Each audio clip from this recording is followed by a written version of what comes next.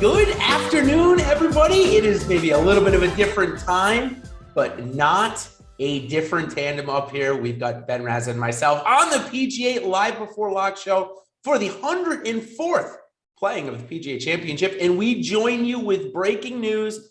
I thought I could sneak this one by Ben and give it to you guys live and see Ben's reaction, but he snuck it in and found out Bryson DeChambeau has withdrawn within the last 30 minutes. And it goes perfectly into our first segment, Ben, where we talk about the waves, weathers, and withdraw. And Bryson's not the only big O on DraftKings either, is he, this week? No, there were some guys that honestly, it seems like we got some of the pain points out of the way. Paul Casey has been withdrawing after lock a lot. I don't think people are going to play Phil, but Sanjay Im, we got clarification, not going to be here as well.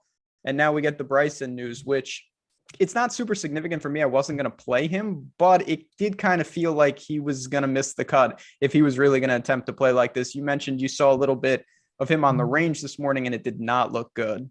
No, he hit about 6 or 7 drives from what the TV was watching, and they had the shot tracker on it, and each one went a different way. And listen, if you're out there like a 7 handicap like I am on a Saturday afternoon, that's totally fine.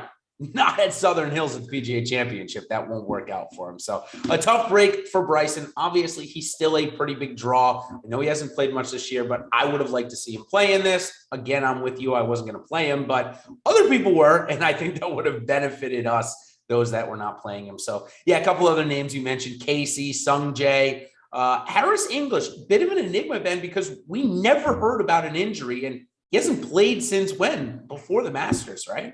It's been quite a while. So yeah, there's certainly some guys. Like I said, I don't think that Harris English, if he was in the field, was going to be a prominent name that we heard. But I do want to kind of expand this, and I don't want to be the conspiracy guy. He's not in the withdraw section by any stretch. But I have heard the whispers that once again that Hideki's neck has flared up. I don't know what to do with that. That's going to be a topic of discussion. So just keep an eye out. I'd be really stunned if he does end up withdrawing or anything. I don't think that's going to happen. But he's the one name right now where we don't have the best clarification on how healthy he is. Can I throw one more out there since we haven't seen him since his second round withdrawal at the Masters? Louis Oosthuizen, man. We haven't heard a word. You know, he didn't even play that bad. He shot 4 over on day one, which, again, he comes back with a 70 on Friday, Ben, and he's right back in it at +2 any of the weekend. So that withdrawal was a little scary to me as well. Oosthuizen, Matsuyama, definitely at the top of my question mark list as we head into this week. And let's talk about a couple more things up in the triple W's here. The weather this week, we've talked about it since Monday, pretty much shaken out as we expected it to be. It's not going to be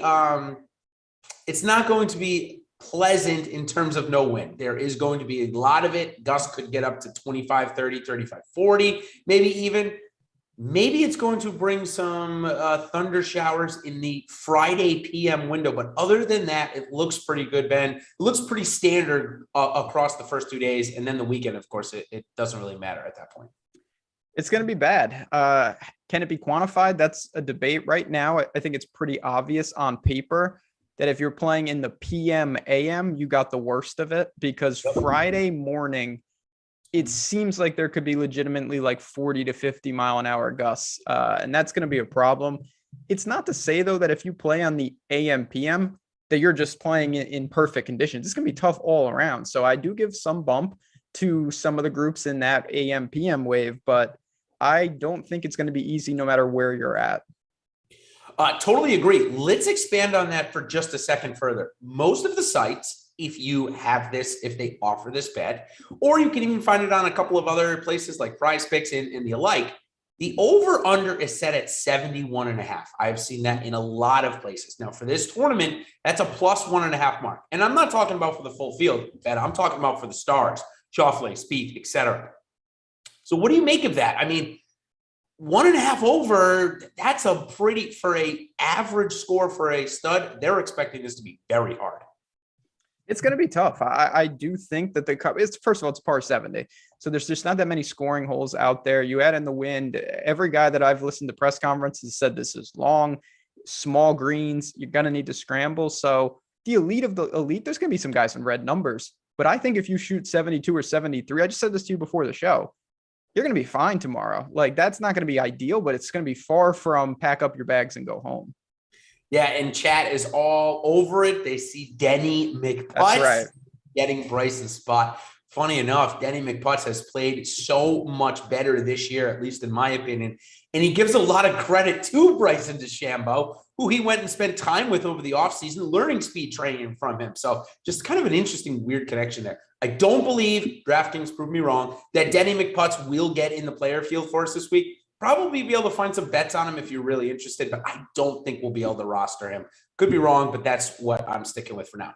Okay, let's go on here. I think we've gone over the withdrawals, go over the weather. So let's talk about the waves. You mentioned we believe there's going to be an AM, PM benefit. Two names that are going off within the first couple of tee times I wanted to talk to you about. Mito Pereira comes back last week at the Byron Nelson from his injury that he suffered at the Zurich. And looked pretty solid, Ben. So you ready to jump back into Pereira this week? And also going out with him is Sam Horsfield, who also has some injury concerns, but since he's come back, has done nothing but play great golf over on the DP World Tour, including a win last week. So the thing I like about Sam Horsfield is he fits builds that are pretty aggressive. He's in the mid sixes, and there's not that many guys down there that I think are even playable at this point. So I have a little interest there if you're building enough teams, not because I love the play, just because his opportunity cost is pretty low. Mito, same price as you mentioned, but I don't know exactly what we're going to get in terms of what if it's really difficult. Like, I'm not sure. Maybe this is a bias on my part. When I think of Mito, I think of just pure score, not exactly grinding it out. Missed the cut at the Players, had some missed cuts. He's making 4 straight. I think I'd go Horsfield over Mito right now, but 2 of the better punt plays on the board. Yeah, I actually do like both make lineups with both. Our buddy Malakir, can you pronounce that for me? Something about the Dow Jones. It must not be good out there in the equity. Well, that's why we got to pick some winners here. Yeah, we got my crypto down the drain, but my golf picks will save us. Yes, our golf picks are going to save us this week. Wonder if Jordan Spieth will be among those. We will find out here in a little bit. Then I think we've gone over the punts. Now let's go over the big plays. Golfers going out in the morning. I'm sure if you've watched any type of coverage over the first 2 days, you know that the big tee time is coming in the morning at 9:11 a.m. Eastern Standard Time. What I call the holy trinity of golf watching: Tiger Woods, Jordan Spieth, and Rory McIlroy. I have cleared my morning calendar. Nothing on it until 1:30. I'll watch every single shot. Are you excited to watch them, or maybe somebody else that's going near them? Schauffele, Finau, they're also going out. Yeah, even I'm always complaining about stuff. Even I'm excited to watch this. Just such a cool pairing. Everything that you could ask for. It's in the morning. I can't wait to see it. So it's a premier pairing. You've got, I think, 2 guys that are extremely live to win the event. And then you've got Tiger, he's Tiger. Enough said. So just fantastic. One of the best things we've seen in a long time. Hatton is going to go out with Denny McPutts and Max Homa. Victor Hovland going out with Will Zalatoris and Cameron Smith. And Matsuyama going out with Schauffele and Finau. Let me ask you quickly about Victor Hovland. We have heard almost every single player say you need all parts of your game this week. Mm-hmm. If that's the case, we basically can X Victor Hovland out, right? He's just not good enough around the green, and he's not hitting 18 of them in regulation. No chance in any of the 4 days. He's going to have to hold it together at best to have a chance here, because you're right. You're not going to be able to mask suspect around the green play, even if you're as good as a guy, Hovland's unbelievable ball striking. He's a mega talent. He's going to win his fair share. I do think if it plays to how everyone is predicting, that it's really a bump down to guys that have a massive deficiency around the green. Him and Morikawa come to mind there, but particularly Hovland. I worry about that. He's in the better side of the draw, and he's Victor Hovland, but he is not my preferred target up top. Yeah, just saw one of our guys, Jay, over there, subscribe to our channel. I want to thank you for that, and want to also let you guys know if you're not subscribed, do so. It is the best way to get notified about our content when it comes on air. When Ben and I come on air, I know we're at a different time right now, but hey, conference finals are a pretty big story right now for the NBA. Plus, we got MLB. It's going to come up right after us at 6 o'clock. So stay tuned for that. Got a big slate ahead of us tonight. So, all right, now let's move in. PM wave. If you want to go against the grain, You've got some good choices, obviously. Brooks Koepka, Adam Scott, Shane Lowry. Let me ask you about Shane Lowry specifically, Ben. Do you care about what conditions he plays in, or is he good enough right now to play in any of them? Yeah, I mean, he's the type of guy, if it gets really crazy, he is built to post 72 and pick up strokes on it. Like all the splits. Yeah. Great wind player, great rain player, just long, difficult tracks. He's an open champion. He's playing great too. I really like Shane Lowry. I think he's going to be a popular choice, but I have no problem with that. I do want to say very quickly, we had a good question in chat from Eric, and he said, is a short suspension due to the wind possible? I think it's possible, but I would say it's very unlikely.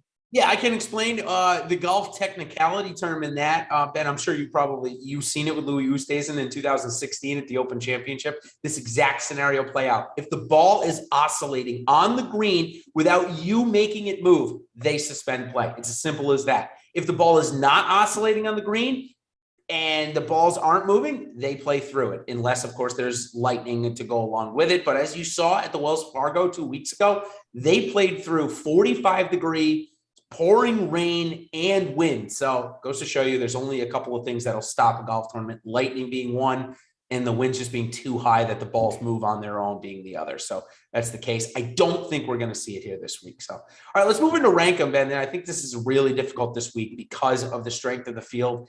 And they priced Scheffler and Rahm, in my opinion, higher than what I was expecting, coming in at 11.4 and 11,200.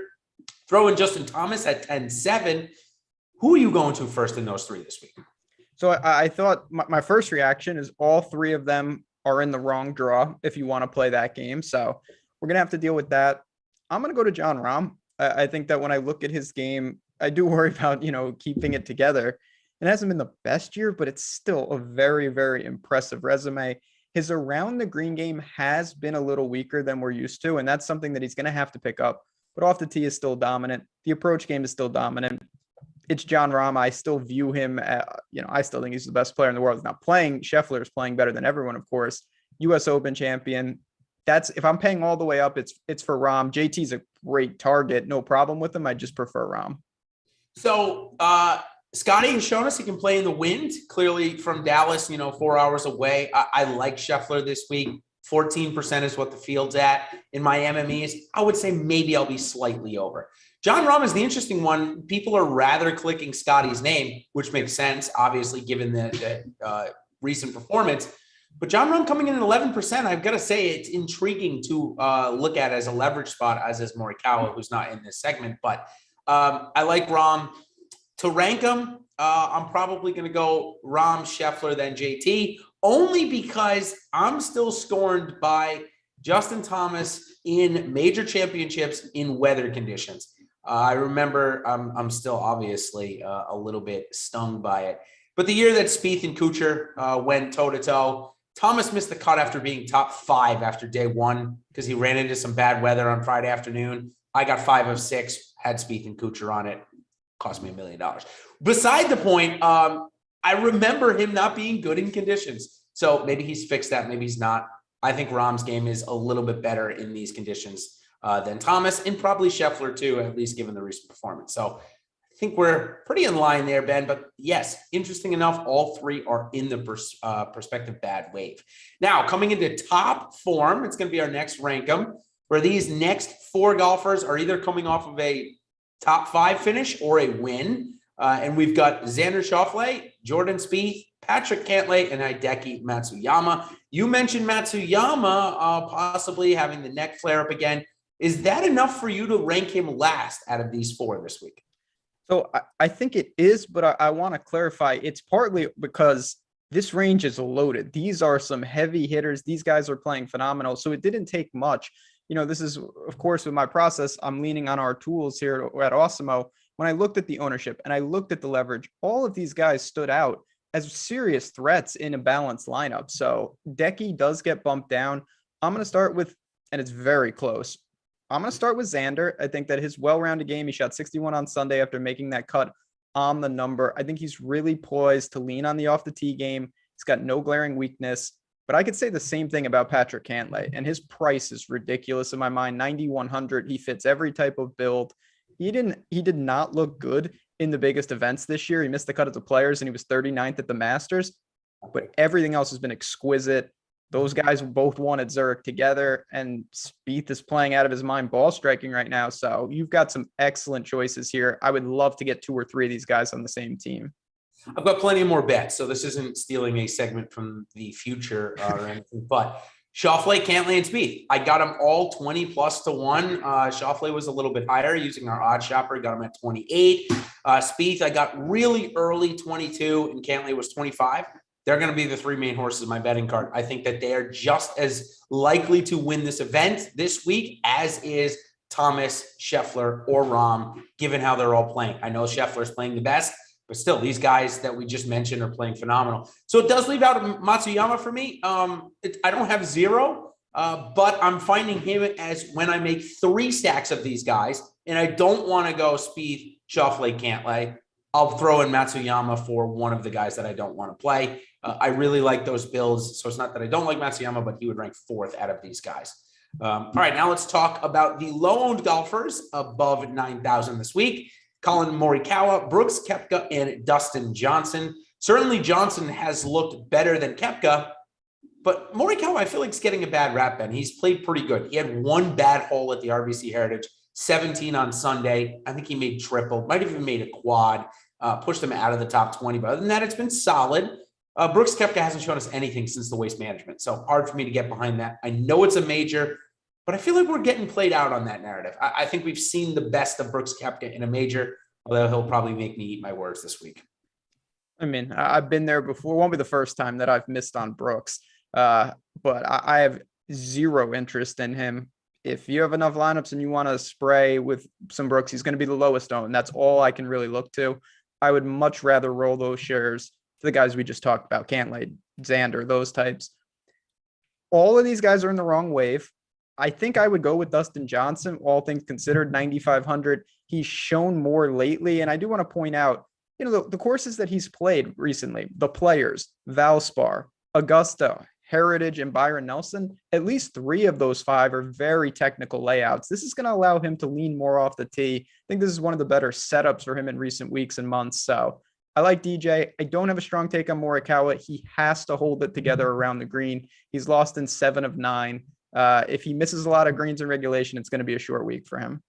7 of 9. I mean, his bunker play is decent. I'm not going to lie. He has hit some of the best bunker shots I've ever seen.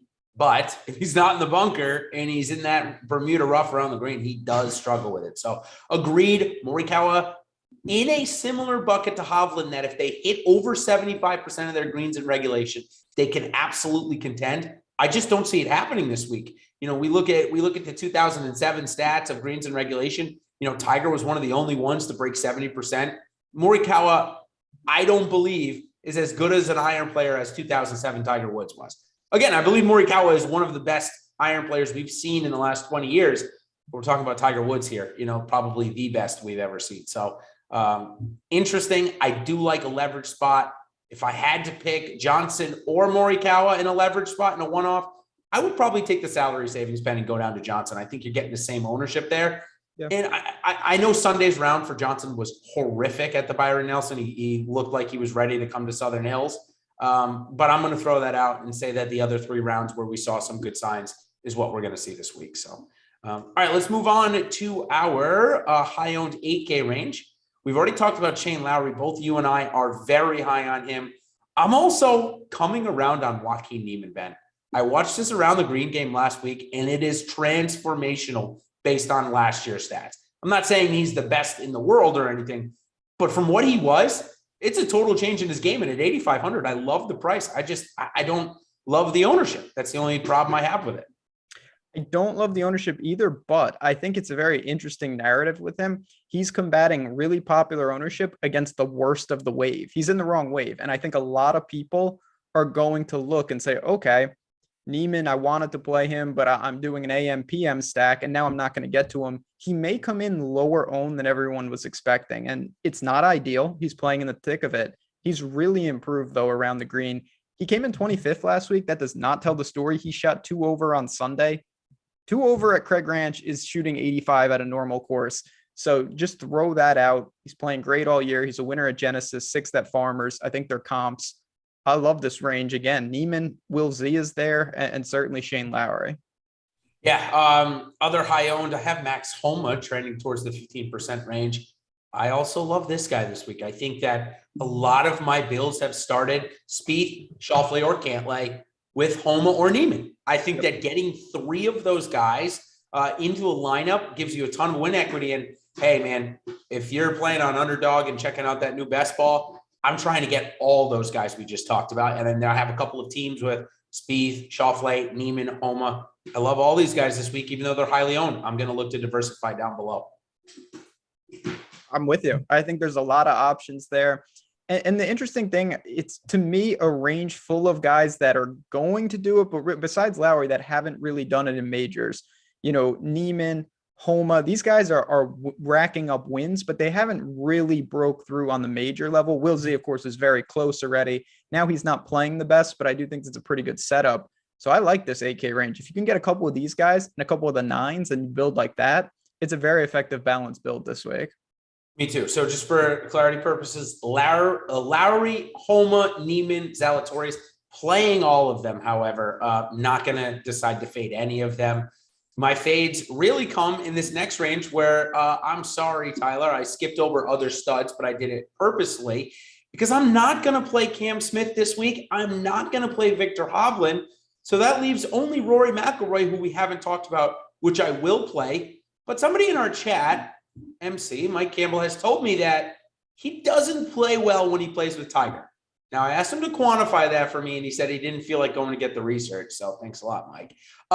Do you buy into that narrative, or are you playing Rory this week? No, if I could choose, would Rory be playing with Tiger? I would choose him not to play with him. I don't think it's the ideal setting, but Rory's going to be just fine. If he has it, he's going to play well. If he plays bad, I have no idea if that's because he played with Tiger or it's just because he plays bad. So I'm not really worried about it. He's in the right side of the draw. Even if it is a problem, it'll be for 2 days. You just got to grind through the cut, and then he'll have 36 holes without Tiger, and he'll have his chance. So I'm not worried about it. It's not really altering what I do. Yeah. John Musto brings up a good point about Colin winning the Open Championship. Look at his greens and regulation stat that week. His irons were absolutely immaculate. Plus that course for an Open Championship played unbelievably easy. There was no wind all week, which again, I've mentioned many times Morikawa struggles in. He got the best of everything. Plus he got the best iron play of the week. So again, agreed, John, you got to be good around the green to win an Open Championship. Just look at the stats versus what normally we get at an Open. It wasn't the same. Again, I'm not taking anything away from him. I love Morikawa. I'm one of the, if not the Morikawa OG guy. It's just, again, we're going to see conditions this week. You're not getting 9,200 price that we've been getting. It's 10-4. You got to get a top 5 from him. And again, I think you're just as well getting a top 5 from Schauffele, Spieth, or Cantlay this week for much cheaper. That's the bottom line there. Okay, let's see. Studs below 8K, and then we'll talk about low-owned 8K before we move on to our Make the Cut. The studs below 8K, I've got Matt Fitzpatrick, Tony Finau, and Cameron Young slighted in there. Matt Fitzpatrick's strokes gained total this year. Strokes gained, pretty much every stat has looked good. So does that mean a major breakthrough is coming for him, Ben? And if so, are you able to pass along the ownership this week? So, again, I think this is the importance of the leverage tool and the ownership and the projections that we have on the site, because in certain builds, I am very keen to get to some of these popular mid-range plays, but I just don't want them all together naturally, because then you really don't leave yourself any outs. And I just held office hours in our premium Discord, and I was talking about the same thing with guys like Cam Young and Fitzy and Finau and those types. So depending on where we're at, depending on where my lineups look, I would love to get to these guys, particularly Fitzpatrick, who's gaining off the tee. He's really improved in that area. I think he's built for this. So I like this range as well. I just don't want them with Corey Connors, with Neiman. Then you start to run out of options. You do. Fitzy, Young, Finau for me. I will take Young over Finau at this point, even though Cam is obviously 0-for-2 in majors where Tony Finau has showed us he can play in some of them. All right, last rank him here. We're going to start off with Tiger Woods. He's in this category. We get to take out Bryson because he withdrew, but we'll also talk about Daniel Berger and Louis Oosthuizen. But Ben, before you give me that rankum, I will tell you that sponsor of our show, Yahoo. Thank you very much for the continued support here.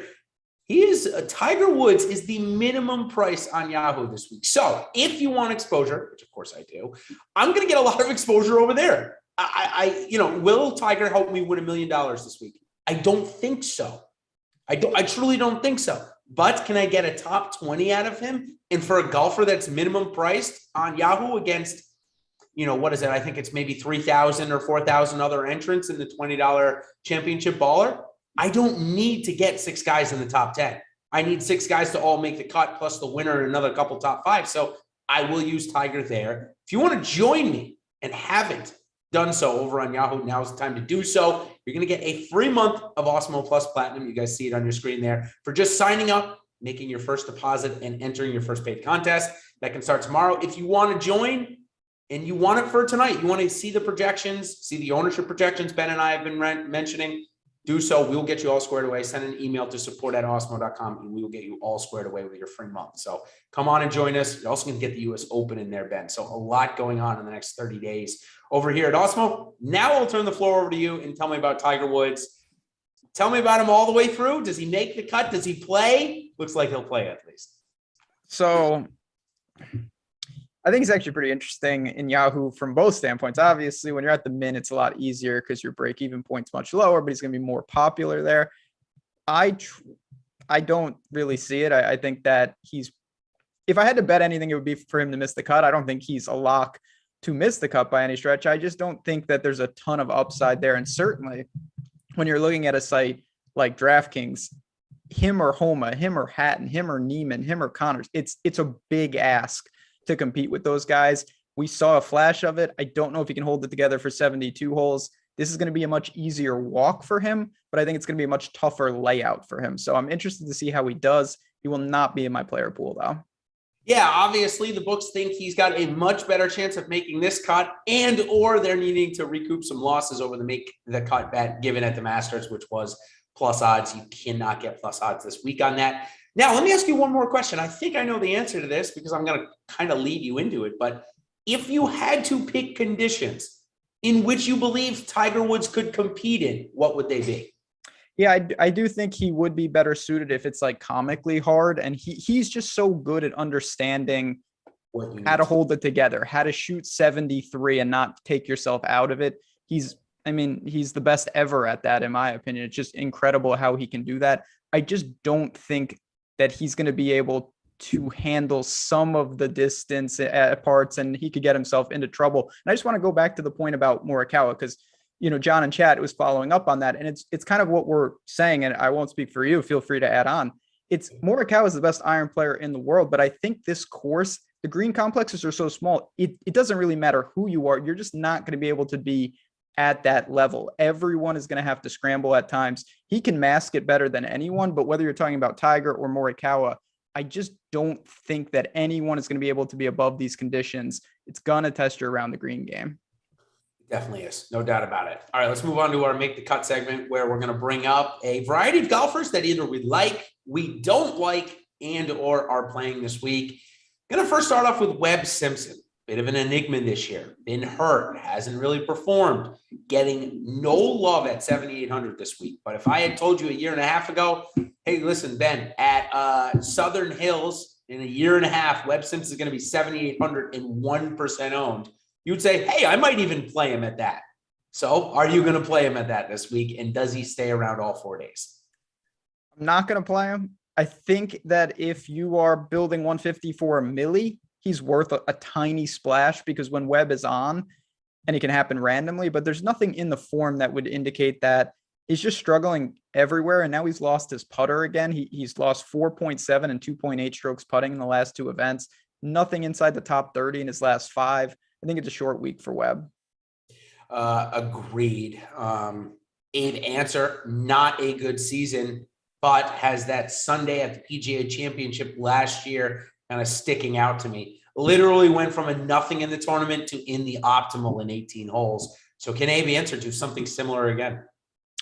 So I think that Abe Answer is an interesting situation because I like the peripherals with him. His strokes gained is good. He's not getting a ton of love, but he just hasn't quietly put it together at all this year. In 2022, he has 0 finishes inside the top 30, and he has not just played a couple times. He's getting reps out there and he's doing nothing with them. This is a long course.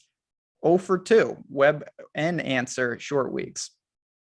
Yeah, Brian brings up a good point. Hey, if it's going to be that much short game, why isn't Cam Smith involved? Because Cam Smith's got to get the ball to the green, and that's been his problem lately. So, again, when we're comparing Cam Smith to Jordan Spieth or Xander Schauffele in that same range, Spieth and Schauffele have looked almost as good around the green, maybe not on the green, but they're certainly getting the ball to the green a lot better than Cam Smith has. Cam Smith, nuclear with his irons, but he's not going to be able to keep the ball and play that much this week. Again, that's right. I'm not even going to say anything about Cam Smith, so they can't chop up this clip and shun me with it because I don't know what to do with him. He scares me. I'm not on him. Yeah. But I don't know. That guy is really tough. I will say one quick thing about Cam Smith. Yeah. You wouldn't think this, but he actually struggles in difficult conditions more than you would think. He's built to score, even though he's a crafty win player and a crazy putter. He's better to win at 25 under than at 5 under, ironically. Yeah, funny you say that. Look at his win this year at the Tournament of Champions, record-setting, like 40 under. Yeah, whatever that was. Why not? It's a great point. Stewie wants to know about Van Tonder. Your thoughts there? You can hold that to the end of the show if you want to. But yeah, we've got a couple of guys. There's a couple of guys that I've identified as possible live golf participants, which I'm going to have to ask your opinion on that. If it matters for this week, I don't think it does, but certainly interesting, something to take a look at going forward. Okay. A couple more make the cuts here. Mark Leishman, not playing great. His countrymate, Adam Scott, exact same price. Do either of them make the weekend? I feel like Adam Scott is playing fine, not made for 27 under winners like last week, but showed us enough that I think he's in play this week. I mean, I think they're in play for sure. Now, Mark Leishman, of course, he made an ace on Sunday, and it still didn't help me somehow. I could have used that this week because I do think that Mark Leishman is a very interesting play. Over on the OddsShopper YouTube, me and Eric Lindquist, we talked about this, and I think he's interesting in the outright market. He's 125 to 1. It's been close before. He's a good wind player. I comp this to Farmers. He won Farmers. He's got 2 runner-ups at Farmers. It's Mark Leishman. The floor is a straight miscut, but I think he's one of my favorite low-owned, high-upside guys. Tommy Fleetwood is next up to talk about. I think he plays all 4 days. I think he's in play. I don't think he's going to win, but I do like him quite a bit. I think he's had quietly, certainly a better season than Abe Answer. Wouldn't you agree? I would. I'm a ride or die for Fleetwood, but the strokes gained data tells the story. He is getting it together. The ball striking has returned. He's made 6 straight cuts, 3 inside the top 20 in the last 4. Yeah. What's not to like? I mean, he doesn't mind difficult windy conditions. He's not good on bent, but other than that, I think that Fleetwood plays well this week. Yeah, they're not good on bent thing. It's not that huge a deal, though. In a one-off Leishman or Fleetwood, I'll make it hard on you. I think it's close, but I think it is Fleetwood just because consistency-wise, I think he's more live to come in the top 30, come in the top 20. I think Leishman's more likely to win, but Leishman, if he doesn't have it, you're going to be dead pretty quickly. How about this? Kicks good. This is a good one. Then I will get to the super chat from Mr. 8 Game. Thank you very much, sir. Fleetwood a better play than Trap Cameron Young. That's an interesting play. I think the masses of gamers that have been playing Cam Young this year will back him again this week. So I'm more favored to go Fleetwood here over Young. I am too. I do think that Cam Young will, I'm not going to say break through because it's only been a couple tournaments. He missed the cut at the Players and the Masters. I think he's going to make the cut and play pretty well. He's in the right side of the draw. But Tommy Fleetwood knows what he's doing, experienced ball striking. Give me Fleetwood over Young, but I don't mind either. All right, I like this question. I haven't heard this question in a little while, so it's cool that I'll get to revisit it. Okay. 8 Game wants to know, is Max entering a couple of the large GPPs on DK this week and wants to know how we feel about him using 300 different lineups in those 2 contests. All right, I will tell you what I do. That's exactly what I do. I do not make 150 and put the 150 into the other contests that take 150. I don't do it personally. There's a lot of strategies out there. I can tell you that Alex, boss man Alex Baker, uses a very smaller pool of lineups. He won't have 150 and 150. There'll be a couple different variations depending on the buy-in level, but he is more towards the like 180 lineups rather than the 300 that I do. It's just how I do it. It's how I've always done it. It's how I always will do it. My mind comes from the equity market saying, hey, listen, I need to hedge as much as possible. There's so much variance in this. I'm more likely to hit the nuts in one of 300 than I am one of 150.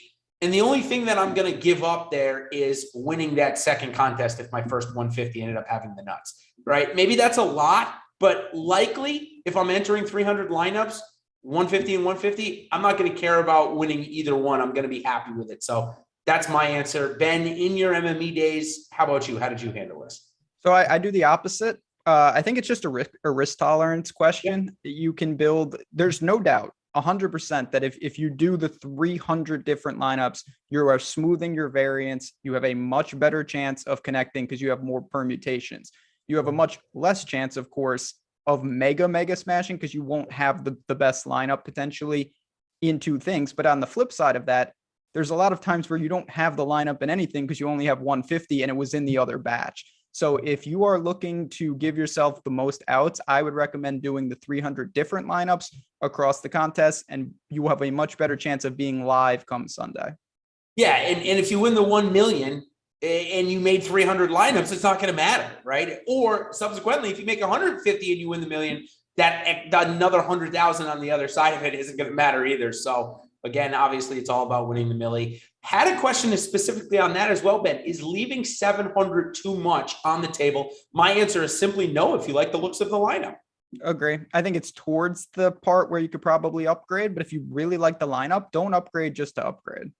You know, I'll give you an example. Let's say Max Homa is already in your lineup and you're sitting there with Tommy Fleetwood and $700 left.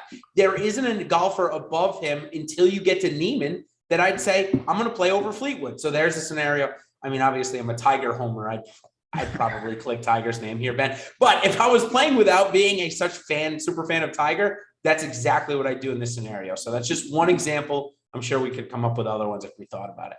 All right, a couple more names here and the make the cut as we move along. Keegan Bradley, a PGA champion winner. Also a PGA champion winner from the past, Jason Day. Both are playing better golf. Certainly Keegan has looked very close a couple of times this year. Players, last week at Wells Fargo. He seems like a pretty good value, although he's on the bad end of the split. He does. And it's funny. I actually bet against him in a head-to-head this week with Cam Young, but it's because Cam Young is on the right side of the draw and Keegan's on the wrong side. I think that Keegan's still a fine play this week. He's making cuts. The ball striking is good. He can putt you out of it. Clearly, that's just a concern you have to live with. But I feel okay about Keegan this week, even despite a rough draw. Okay, here we go. This is a perfect time for this question. Geoff, thanks for the super chat. I love how chat just asked us this is the perfect time. All right, 7,700 or under on DK, playing in the first wave. Who are you taking? Who's your first click? I know mine. 77. It's got to, I mean, there's not that many options. Everyone around him is in the second wave. It would be Cam Young. Yeah. I mean, sorry. No, under 77. Yeah. Is he at 76? He's at 76. Right next to him, Scott, Fleetwood, Keegan, Day, Horschel, and Gooch all are in the wrong wave. So it's either him or Woodland or Bubba. I don't like any of those guys. It would definitely be Cam Young for me. Yeah, that's a tough one. I thought Gooch was in, but he's the first tee time in the second wave. So that was going to be my pick. So, all right, I'll throw one name out there. He's going off on the first tee time on the back nine, 705 from Scotland, Bobby McIntyre. That would be if I had to pick one under 7,700. I don't want to go with the Cam Young 20% ownership in a major again. It killed me at Augusta. Is this a better setup for him? Maybe. I don't know. I don't think so. I'd rather go to Bobby Mack. Much more proven in majors. $700 cheaper. I'm rolling with him as my one pick under 7,700. Okay. So, and he has Cam Young in that lineup. So there you go. For me, yeah. It would be him. And I'll give you one more. Noren is at 705, flat 7. I think that Noren's going to play well as well. Yeah, playing with McIntyre. Also playing with McIntyre is Ryan Palmer. Played well last week. Again, just a couple of names there. If you're searching for some guys that are going out early that'll post and watch the carnage happen after they're done with their 3 over 73s. 3 over 73 is not going to be bad tomorrow. I promise you that. You're going to be in the top 40 with a 3 over tomorrow. So, okay. That was I like that segment. I love this range, to be honest, because I'm not going to play Billy Horschel for sure on that. But Taylor Gooch, being in the bad wave, is that going to make you not play him, or are the connections here to Oklahoma and the love of this golf course too much to pass?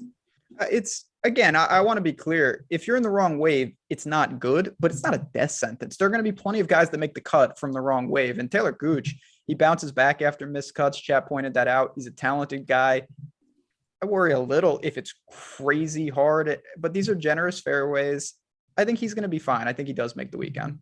Yeah. Also, I want to make clear, top 70 in ties this week. A little easier. Yeah, not 65. PGA of America did not adapt the PGA Tour's rule. That's just how it goes. So a little bit easier to make. Plus, you got the 20 PGA of America assistant professionals. Plus, then you've got like another 10 or 15 from other tours that, I don't think any of us in our right mind would pick at a major championship. But we will talk about Tom Kim at least way down here in just a couple of minutes. Maybe you have a thought of playing the one lineup, but I'm going to guess probably not. Okay, Christian Bezuidenhout is a guy that I think you might play in some lineups this week. 7,000 flat, guy that certainly is great around the green and on the green. Showed up last week, played pretty good. So is he in your player pool this week?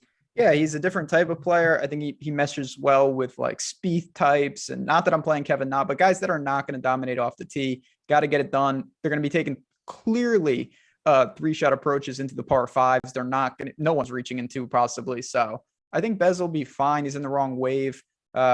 Interesting target though at flat 7. Geoff wants to know if he should play Fleetwood over Fleetwood over Young. Interesting there. I'd think about that.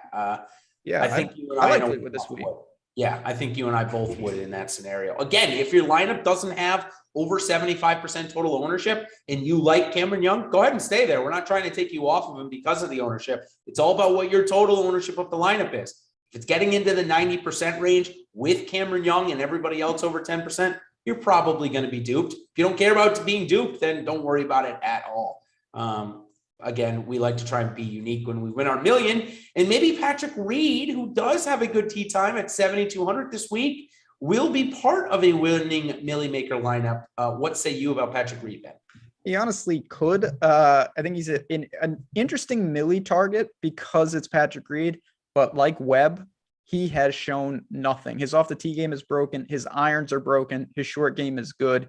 2022, he's got nothing inside the top 20. He was 15th at Century. That doesn't even count. He just missed the cut in horrible fashion at the Wells Fargo. You're blindly backing him.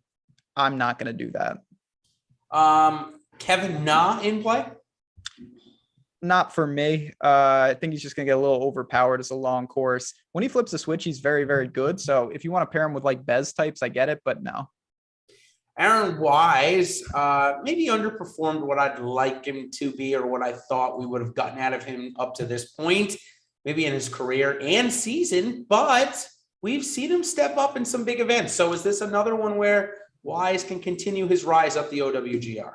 I think he's playable. His ball striking has been immaculate. His putter's broken. He made the cut in all 4 majors just a couple years ago. He's going to be popular for the range, but it's still relative. So I'm okay with Wise, not jamming him, but if I land there, I land there. A guy that I like a lot, and then I saw that he was kind of in the bad wave of the weather, and he is terrible in the weather. I have not seen him play good once, but a guy at 7,000 that has played in the final group of this exact major, coming off a 3rd place finish at the RBC Heritage, it's Harold Varner. When salaries were printed this week, Ben, I was really excited to play him at 7K. I'm coming off it a little bit because, like I said, I've never seen him play good in conditions. I hope he does for me this week, though. Are you going to be backing Varner, or is it too much for him? I have a little interest, but I do think that he is one of the prime candidates to really suffer from really bad conditions. He doesn't like the wind. He doesn't like the difficulty, and he's in the wrong wave. So he's going to have to overcome a lot. He is. Anraban Lahiri's in a similar situation, but he's probably better around the green than Varner and on the green, wouldn't you say? I would agree with that. It's still a big step up. And listen, I mean, we saw what he did with the players, but not sure I'm going to need that. And it's all about the lineup construction as we wind down here. I think depending on how aggressive you are up top will determine how many guys you need down here. Ricky Fowler is coming to the end. Speaking of winding down his days on the PGA Tour as he makes clear that live golf is interesting. Well, I think it's interesting that Ricky Fowler, after doing all the commercials he did, wants to go play in the live tour and just collect the money, because I didn't think he'd need it at this point. But who am I to say? So with that being said, this could be one of his last major championship chances, because he will be banned until it goes to court from playing on the PGA Tour if he goes over there. So does Ricky get it done in his last ever major? No, I would like to see Ricky make a cut or do something, but I just, it's not happening. It doesn't seem like it's going to happen. I'd rather play Sergio and many others in the same range. Yeah, Alex asked me a question, or asked us a question, I should say, not me, asked us, are we scared of can't land conditions? And I'm guessing that Alex is asking about that because I've made it clear that he's not great in them either. It's not as bad as Morikawa. He's not great in them. So we saw Augusta. It was tough over there. 39th place finish. Missed a couple of Open Championship cuts. Missed a couple of U.S. Opens. So I would say on the whole, Ben, he's underperformed in majors, but eventually talent will overcome that. And I think that at 9,100, you're paying a great price to see that come to fruition this week. It's not like you're having to go and pay 10-4 like you are for Morikawa, right? So that's kind of how I relate it. That's why I am playing Cantlay this week and not worrying too much about his bad splits. So, all right, just about 7 minutes left here. I do want to talk about two other guys on the Make the Cut segment. JJ Spawn, who got it done at Augusta, was very good, top 20 for min price, basically. And Adam Hadwin, 6,300. He reeled off 4 straight top 15s, missed the cut, and all of a sudden he's priced with Kenichi, Izawa or Kenichi Higa or whatever his name is. I don't know a couple of these guys. Ichiro Suzuki, for all I know. But does that mean he's playable this week? So these guys, when we get down here into the salary savers, there's just not much. You mentioned there's some players from other tours, guys that I don't think really have a chance. And then you've got Hadwin just down there. He played awful last week, but I do think him and Ryan Fox are probably the targets in the mid to lower 6K range. I don't see a lot else. Spawn's in the wrong wave. I'm not going to chase that. Don't know if I'll need any of them, but if I do, that's probably where I look. Would you rather go Lanto or Adam? That's a great question from Mike H. Perfect timing for it. Yeah, really good question. I think it would go Hadwin. It is close. Just a bigger step up, in my opinion, for Lanto. Another guy that I'm just not sure how he's going to react to something like this. I'm not sure he's seen anything like this. In 3 years, will you be picking at this same price, Lanto Griffin, Adam Hadwin, or the 19-year-old, which would then be 22-year-old Jo Young Kim from South Korea? Yeah, there's a very real chance that he is in the tournament in a much higher price range because he's a super talent. I just don't know if he's ready just yet. We'll see. Maybe he's that good. He looked pretty good last week. I'll give him credit there. I'm just not sure. This is a different beast than Craig Ranch, so I'm not going to be playing him. It'll be interesting to see if that helps him because we just don't know enough about him today. And even this Van Tonder guy, he's another guy that we just don't see a lot over here. If you have a line on one of these guys that you think they can hit the ground running, it's possible. I just, for me, the way I've constructed, I really don't need to reach that much. Maybe a lotto sprinkle here or there, but that's it at most. Hiding behind, or kind of hidden, I should say, behind Phil Mickelson's win last year was the top 5 by 50 or older, then 49-year-old Padraig Harrington. There's no way he does it again this week, right? No, that's correct. There is literally no way that happens. Okay, I totally agree. All right, let's go on now. Since we only have 5 more minutes, I want to breeze through our betting card. And And then I'll let you pick. We'll do one lineup and then give our hot takes because we can't not do our hot takes. We're not going to have time for 3 lineups this week. I'm sorry, chap. We'll do one betting card. Before we do, tell you about the free tools for today. Player projections for the NBA Western Conference Finals tonight. MLB is the main slate ownership rankings. PGA golfer projections. And NHL is ownership projections. So check that out, part of our free premium tools and data for today. Okay, betting card. I told you about Spieth, Cantlay, Schauffele. I added for my long shots, Harold Varner and Anirban Lahiri. That was before the weather wave. So then I added in Bobby McIntyre. All those are each ways. Those are my 6 on my betting card. I know you're on Schauffele with me. Did you join me on Spieth or not? I didn't bet him, but I'm totally on board with that. I did bet Xander. I looked at some of those, and in the matchup world, I just want to stress, if you're looking at the books and you see guys in the AM PM versus guys with the PM AM, that's a good matchup to attack. I think that is something that you don't see it often, but I talked about that in our premium Discord. And over on the OddsShopper YouTube, I have my full breakdown of my card from the outrights.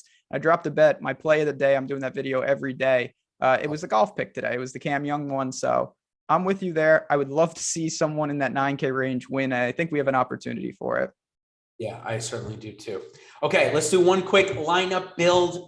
It seems like the way you and I are talking that you and I are kind of on board, again, not in 150 lineups, but if we're only doing a couple, to maybe fade this whole 10K range. So if we're going to do that, you're on Xander, I'm on Jordan. I love starting with those 2 guys. It's at 77.5 left. This is a GPP. We are trying to win a milli here with this lineup, Ben. So where are we going next with our 3rd pick?